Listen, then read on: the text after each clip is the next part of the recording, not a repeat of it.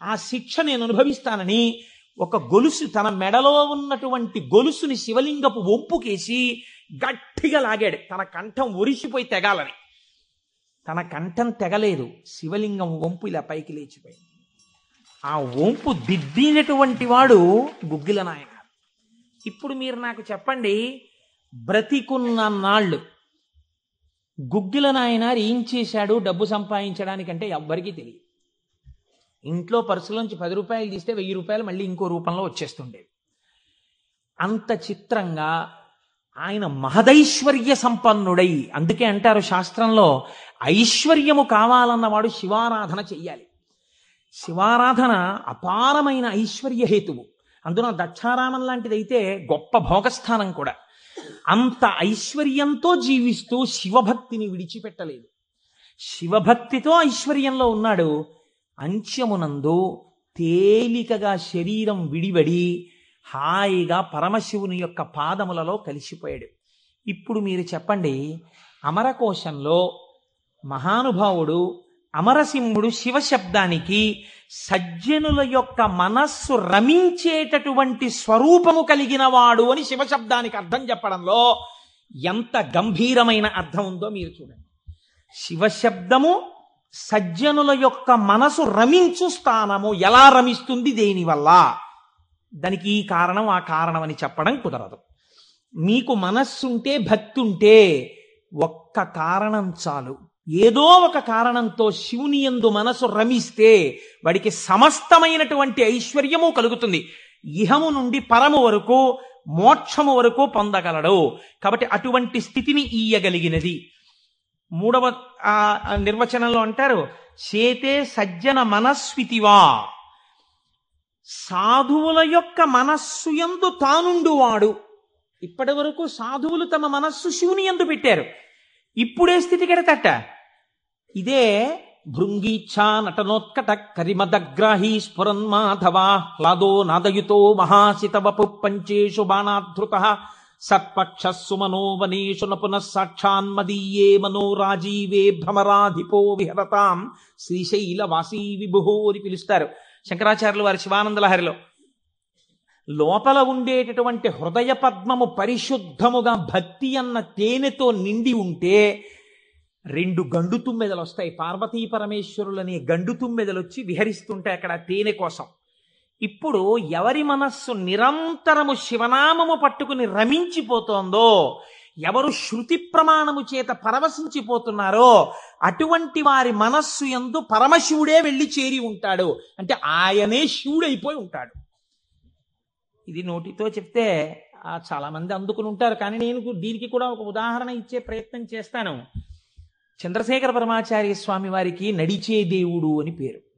మహానుభావుడు, ప్రాతస్మరణీయులు. మొన్నట్నే మేము కంచి కామకోటి పీఠానికి వెళ్ళి స్వామివారి బృందావనం దగ్గర ప్రణిపాతం చేసి వచ్చాం.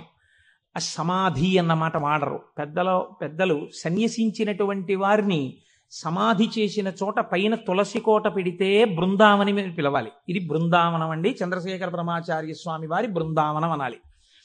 అలా కాకుండా సమాధి మీద శివలింగం ఉంటే బృందావనం అనకూడదు, అధిష్టానము అనాలి.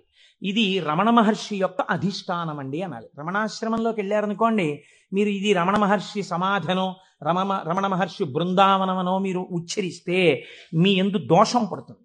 అలా అనకూడదు. ఇది రమణుల అధిష్టానము అని పిలవాలి. ఎందుకంటే దాని మీద శివలింగం ఉంటుంది కనుక.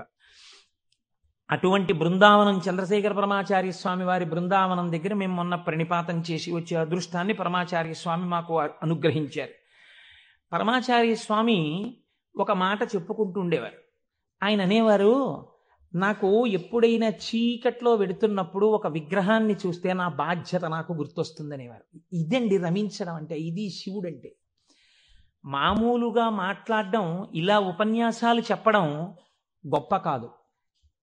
రమించిన హృదయంలోంచి అటువంటి మాట రావడం ఆ వ్యక్తి యొక్క స్థితిని చూపిస్తుంది. పరమాచార్య నడిచి వెళ్ళిపోతుండేవారు. తెల్లవారుజామున 3 గంటలకి వారు నడిచి వెళ్ళిపోతున్నారు. ఒకసారి నడిచి వెళ్ళిపోతుంటే ఒక ఊరి మధ్యలో ఒక కోటు వేసుకున్నటువంటి ఒక వ్యక్తి, వాడెవరో ఒక రాజకీయ నాయకుడు, ఆయన యొక్క శిలా ప్రతిమ ఒకటి ఉంది. పరమాచార్య నిలబడి ఒక నవ్వు నవ్వారు. పరమాచార్య నవ్వారంటే దానిలో ఏదో అర్థం ఉంటుంది. ఆయనతో ఆనాడు అంతేవాసులై దగ్గరగా నడిచినటువంటి శిష్యులున్నారే వారు అదృష్టవంతులు. కనుక వారు దగ్గరగా వెళ్ళి నిలబడ్డారు. ఎందుకు నవ్వారు అని అడగరు కదా.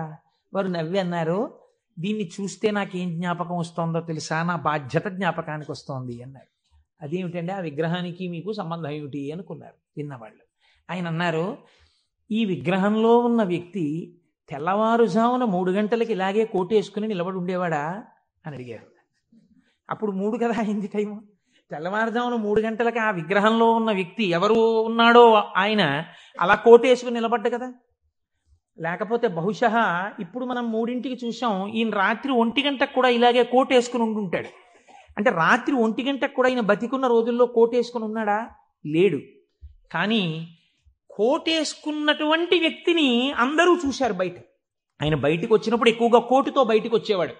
కాబట్టి ఇప్పుడు ఆయన్ని చూడగానే రాత్రి చూసినా, పగలు చూసినా, ఉదయం చూసినా, సంధ్యవేళ చూసినా ఆయన జీవితంలో సాధించిన విషయాలు జ్ఞాపకానికి వచ్చి అందుకు ఆయనకి ఇటువంటి శిలాస్తూపం పెట్టారు అని జ్ఞాపకానికి వస్తుంది.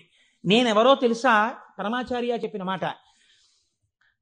నేను కూడా ఇలా దండం పట్టుకుని కమండలం పట్టుకుని నడిచి వెళ్ళిపోతుంటే భారతదేశమునకు 4 చెరగుల మళ్ళీ అవైదికమైన మతములు ప్రవేశించకుండా 4 పీఠములు పెట్టి చంద్రమౌళీశ్వరారాధన ఏర్పాటు చేసినటువంటి మహాపురుషుడైన శంకరాచార్య స్వామి వారి ప్రతిబింబంగా ఆ శిల తన జీవితాన్ని జ్ఞాపకం చేస్తే శంకరులని జ్ఞాపకం చేసి నడువడిని నేర్పడానికి ఈ రూపంతో మేం తిరుగుతున్నాం.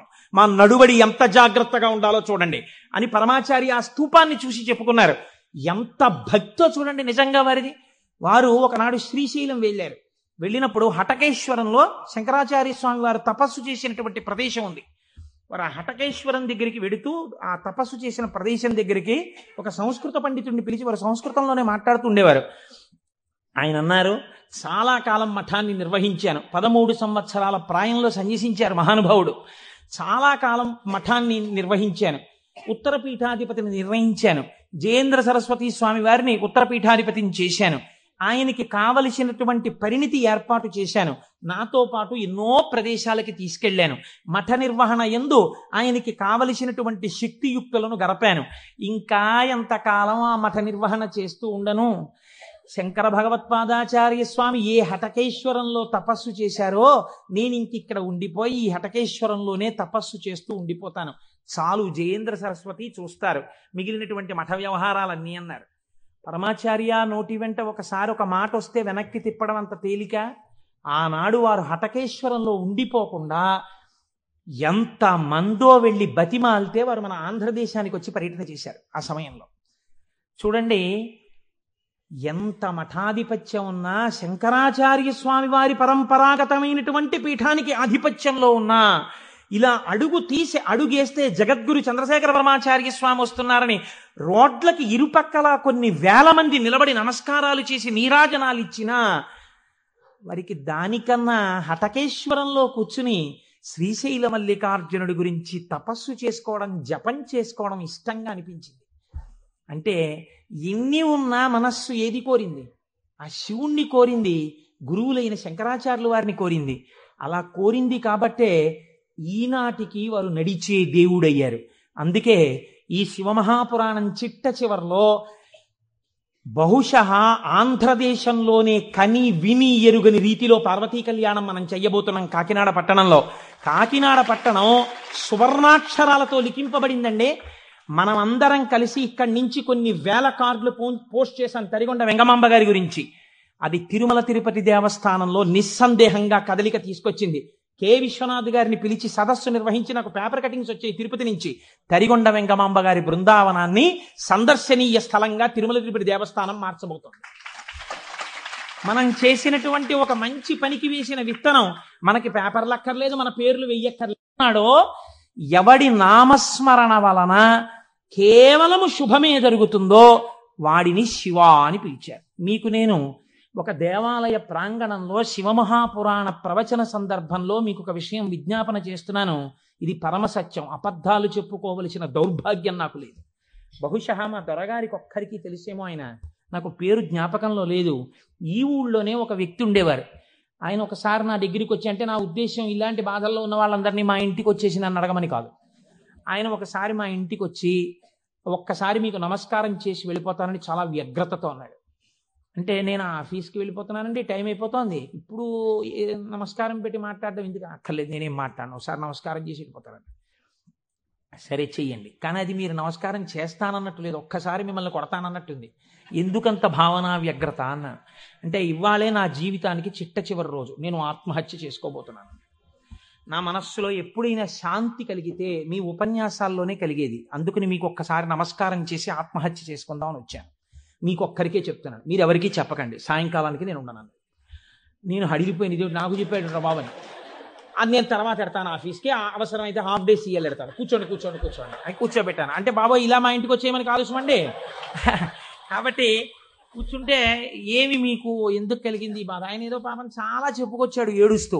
నేనన్నా సరే ఒక పని చేయండి, ఆఖరి ప్రయత్నం వచ్చేయండి, మీరు దీక్షగా 42 రోజులు శివాలయానికి ఎవ్వరికీ చెప్పద్దు, ప్రదోష వేళలో వెళ్ళి శివ ప్రదక్షిణం చేసి మీరు ఏమీ చెప్పకండి, మీరు చెప్పగలిగినంతసేపు శివాలయం అరుగు మీద కూర్చుని శివ శివ శివ శివ శివ శివ ఇదొకటే.